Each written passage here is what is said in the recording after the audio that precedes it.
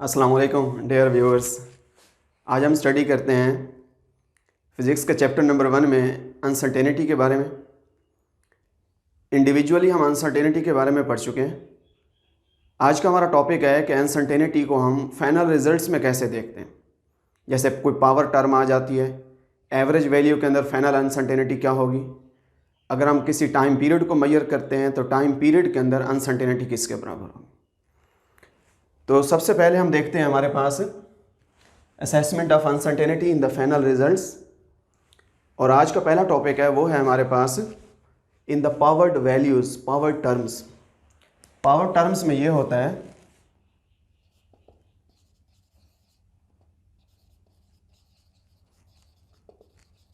Percentage uncertainties multiplied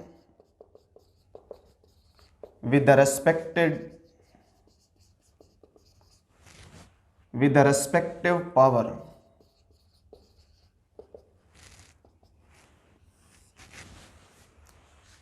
कि जो हमारे पास किसी फार्मूले के अंदर किसी टर्म के अंदर जो उसकी परसेंटेज अनसर्टेनिटी होगी उसको उसकी मुतल्लिका पावर से मल्टीप्लाई करके हम फाइनल पावर टर्म के अंदर अनसर्टेनिटी मालूम कर लेंगे। फ़र्ज़ करें हमारे पास ये क्वेश्चन है,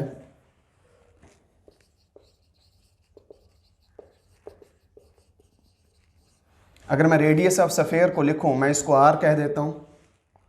आर किसके बराबर है 2.50। इसको हमने मेजर किया है वर्नियर कैलिपर के साथ। ये वर्नियर कैलिपर की उसमें लीस्ट काउंट है 0.01 सेंटीमीटर। अब क्वेश्चन है हमारे पास find the volume of sphere and find the uncertainty in the volume of the sphere. अब हमें पता है कि एज वॉल्यूम का फार्मूला है 4/3 पाई आर क्यूब। ये वॉल्यूम ऑफ द सफ़ेयर है। अगर हम यहाँ पे आर की वैल्यू पुट कर दें पाई 3.14, आर है 2.50 सेंटीमीटर में, डिवाइडेड बाई 3, तो वॉल्यूम का रिजल्ट आ जाता है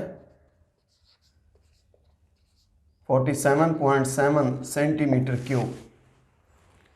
अब हमने वॉल्यूम को मालूम कर लिया। अब हम देखते हैं रेडियस में एब्सोल्यूट अनसर्टेनिटी इतनी थी। यहाँ पे हमने क्या करना है, percentage uncertainty is multiplied with the respective power.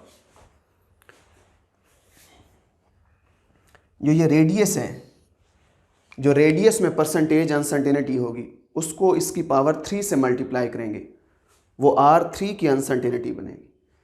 जो R3 की अनसर्टेनिटी है वही वॉल्यूम की अनसर्टेनिटी होगी, क्योंकि 4 कांस्टेंट है, पाई कांस्टेंट है, 3 कांस्टेंट है। कांस्टेंट में कोई अनसर्टेनिटी नहीं होती। जो R की पहले हम मालूम करते हैं कि रेडियस में परसेंटेज अनसर्टेनिटी कितनी है। तो percentage uncertainty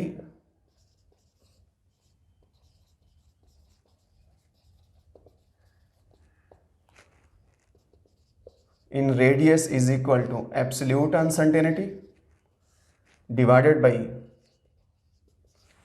radius of the sphere multiplied by 100. This is equal to 0.4%. ये उसमें परसेंटेज अनसर्टेनिटी इन रेडियस है। अब r की पावर 3 में क्या होगी, 3 को इस रेडियस की परसेंटेज अनसर्टेनिटी से उसकी मुतल्लिका पावर 3 को मल्टीप्लाई कर दें। तो हम लिख देते हैं कि percentage uncertainty in r raise to power 3 is equal to 3 multiplied by 0.4%। This is equal to 1.2%। अब हमारे पास वॉल्यूम किसके बराबर आ गया, volume is equal to 47.7 centimetre cube with 1.2%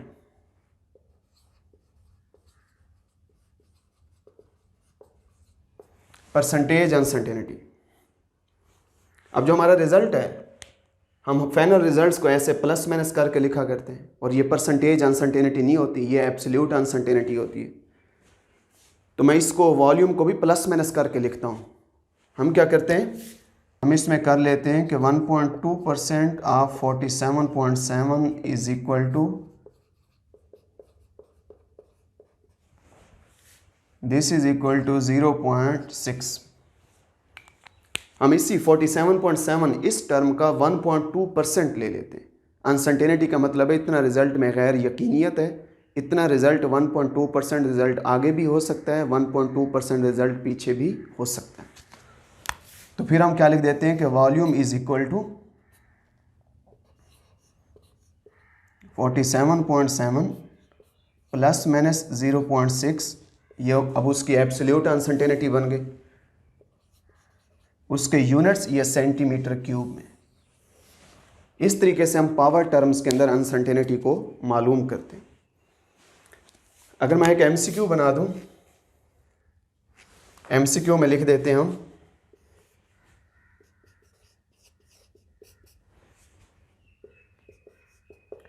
if percentage uncertainty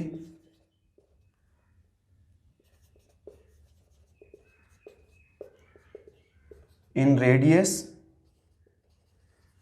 and length of solid cylinder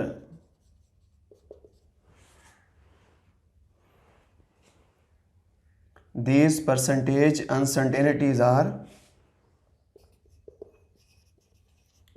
2% and 3% respectively, then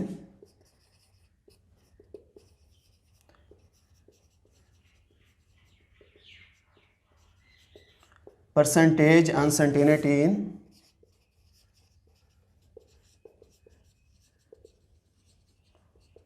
volume of cylinder is, alpha option हम लिख देते हैं हमारे पास ये 5% है, बीटा ऑप्शन है हमारे पास 7%, चार्ली ऑप्शन है 8% और डेल्टा है हमारे पास 6%। कि कोई हमारे पास एक सॉलिड सिलेंडर है, अगर हम ये सॉलिड सिलेंडर को देखें, ये उसका रेडियस है, यहाँ से लेकर यहाँ तक ये इसकी लेंथ है। इसके वॉल्यूम का फार्मूला क्या है, πr² × L। अब इसमें हमारे पास रिजल्ट किसके इक्वल आ जाएगा, पाई कांस्टेंट है, इसमें कोई अनसर्टेनिटी नहीं है। रेडियस में अनसर्टेनिटी है 2%, तो r² में क्या आ जाएगी, 2 को उसकी मुतलका पावर से मल्टीप्लाई कर दें, 4%। लेंथ में अनसर्टेनिटी कितनी है, the percentage uncertainty in the length is 3%, तो लेंथ में 3% है। अब ये दोनों चीज़ें आपस में क्या हो रही है, ये मल्टीप्लाई कर रही हैं, r² मल्टीप्लाइड बाई लेंथ, और मल्टीप्लिकेशन में परसेंटेज अनसर्टेनिटीज आर एडेड। तो ये इस टर्म के अंदर 4% और इस टर्म के अंदर 3%, 4 + 3 = 7% हमारा करेक्ट ऑप्शन है। अब यूँ कोई भी फार्मूला ले लें, किसी भी फार्मूले के मुताबिक, किसी भी फार्मूले के बारे में उसकी अनसर्टेनिटीज़ आप मालूम कर सकते हैं। फ़र्ज़ करते हैं वो कहते हैं कि एरिया ऑफ क्रॉस सेक्शन ये है, अगर एक पाइप के रेडियस में अनसर्टेनिटी 2% है, एरिया ऑफ क्रॉस सेक्शन में कितनी होगी, 2 × 2 = 4%। एक MCQ लिख देते हैं, अगर एक पाइप के रेडियस में अनसर्टेनिटी 3% है, एरिया ऑफ क्रॉस सेक्शन में कितनी होगी, 3 × 2 = 6%। तो यूँ हम इसमें MCQs बना सकते हैं। इसके बाद हम आ जाते हैं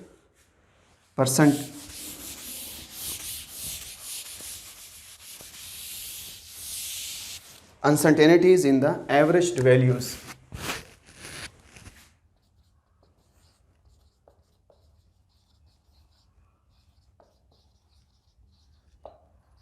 अगर हम एवरेज वैल्यूज़ में देखें सपोज हमारे पास ये एक वैल्यू है,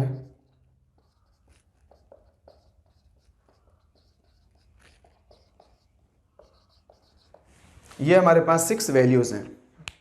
हम किसी चीज़ की लेंथ को मेजर करते हैं, हम उसमें स्क्रू गेज यूज़ करें, उसका यूनिट्स हमारे पास मिलीमीटर में आ रहे हैं। 1 2 3 4 5 6 हमने 6 टाइम्स हमने एक चीज़ की लेंथ को मेजर किया। अगर मैं लेंथ को एवरेज ले लूँ, एवरेज लेंथ आ जाएगी 1.19, 1.20, 1.21, 1.22, 1.23 डिवाइडेड बाई 6। इसका जो एवरेज रिजल्ट आता है, एवरेज हमारे पास आ रहा है 1.21। ये एवरेज है। हमने यहाँ पे मालूम करना है कि एवरेज में अनसर्टेनिटी क्या होगी। तो डेविएशन हम देखते हैं।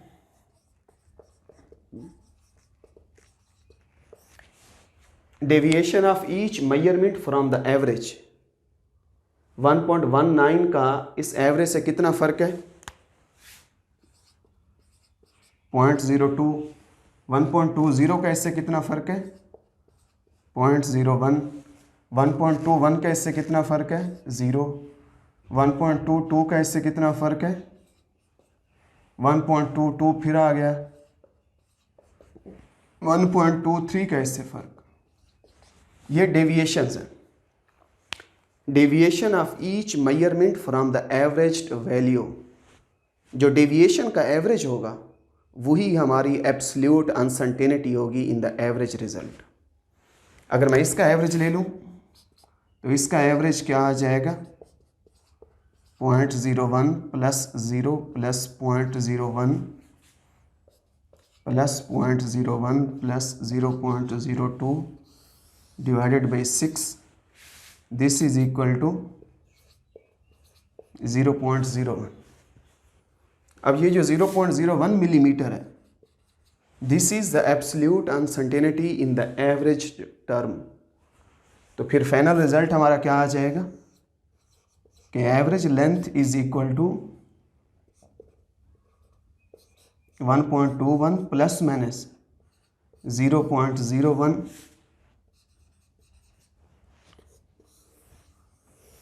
ये मिलीमीटर में आ। तो यूँ हम किसी भी एवरेज टर्म के अंदर देखते हैं कि उसमें फाइनल अनसर्टेनिटी कितनी आ रही है। यानी जिन चीज़ों की एवरेज लेनी है उनकी एवरेज लें, उस हर क्वांटिटी की, हर मेजरमेंट की एवरेज से डेविएशन लें। जो डेविएशन होगी, डेविएशन का जो एवरेज बनेगा वो हमारे फाइनल एवरेज के अंदर वो एब्सोल्यूट अनसर्टेनिटी होगी। इसके बाद हमारा तीसरा टॉपिक है, वो है हमारे पास टाइमिंग डिवाइसेस। अगर हम टाइम पीरियड को मेजर करते हैं तो टाइम पीरियड में हम देखते हैं हमारे पास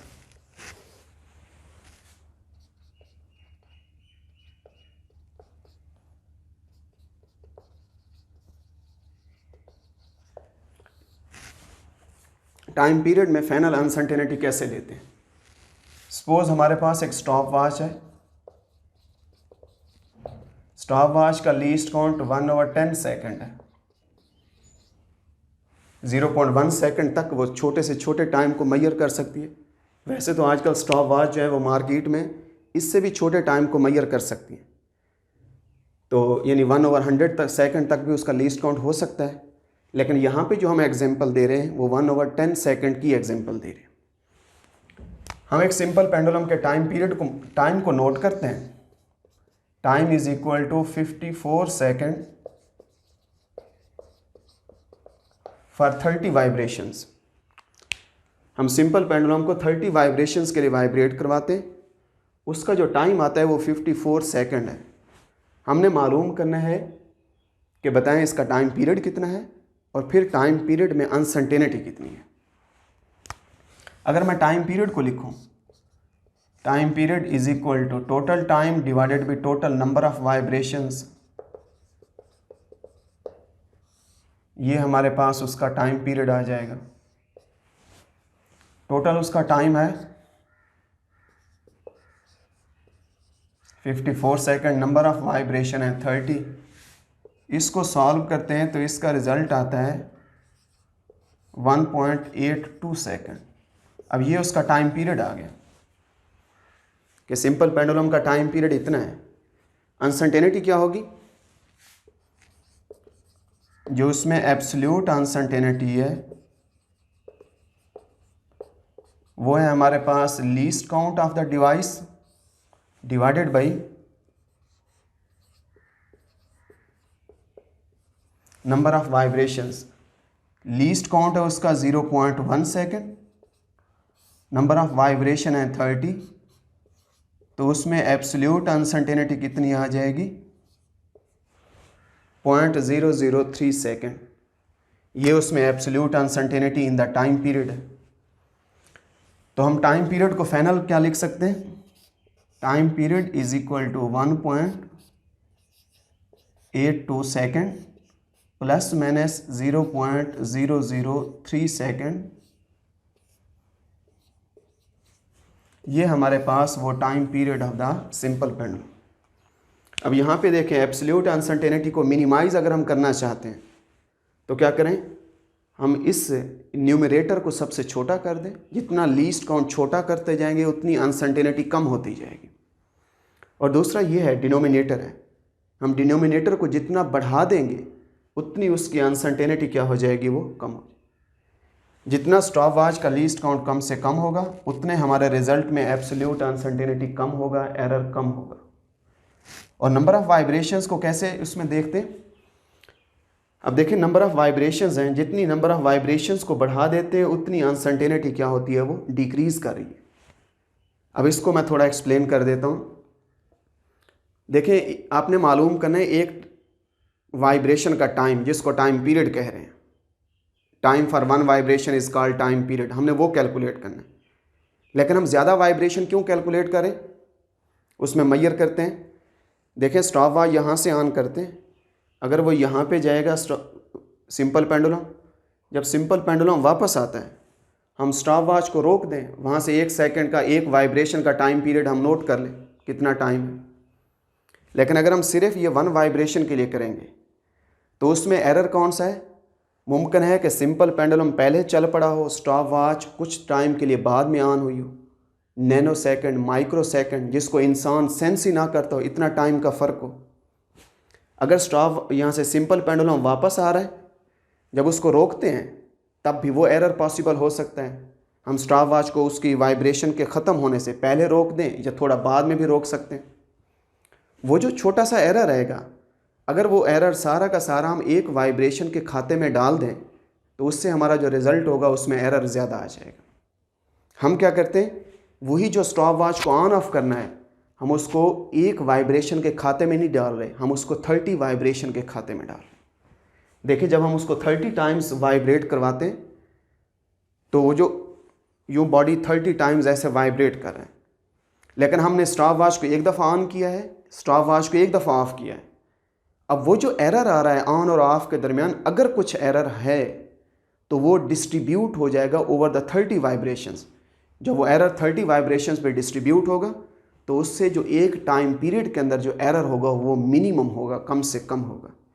इसलिए हम क्या करते हैं कि जो ही उसमें नंबर ऑफ़ वाइब्रेशंस को इंक्रीज़ कर देने से, देखें, एब्सोल्यूट अनसर्टेनिटी उसके इन्वर्स प्रोपोर्शनल है।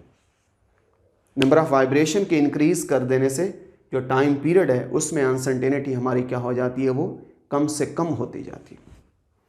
तो आज के टॉपिक में हमने देखा है कि फाइनल रिजल्ट्स में uncertainties in the power terms क्या होंगी, फाइनल रिजल्ट्स में uncertainties in the average values क्या होंगी, और फाइनल रिजल्ट्स में uncertainties in case of time period timing devices uncertainty क्या होगी। आप इनको देखें, रिवाइज़ करें और मुतलका इसके जितने भी MCQs हैं, जैसे यहाँ पे MCQs हैं, ये इसमें MCQs दे सकते हैं, पावर टर्म के MCQs दे सकते हैं। अब हम फिज़िक्स के किसी फार्मूले को, चाहे उसमें एडिशन है, चाहे उसमें सब्ट्रैक्शन है, चाहे मल्टीप्लिकेशन है, चाहे डिवीज़न है, चाहे उसमें पावर आ रही है, चाहे उसकी एवरेज ले रहे हैं, चाहे हम उसमें टाइम पीरियड को नोट करें, हम किसी फार्मूले की फाइनल अनसर्टेनिटी को मालूम कर सकते हैं अब हमारे सब्जेक्ट में, हमारे टॉपिक पे हमारी इतनी ग्रिप हो चुकी है। अगर फिर भी आपको कोई प्रॉब्लम आ रहा है तो आप इसमें जो भी हमारा यूट्यूब चैनल है एजुकेशन स्टूडियो, आप उसके नीचे आप कमेंट्स करें। जो भी कमेंट्स होंगे हम कोशिश करेंगे कि आपको इत्मीनान बख्श उसका जवाब दें। Thank you so much.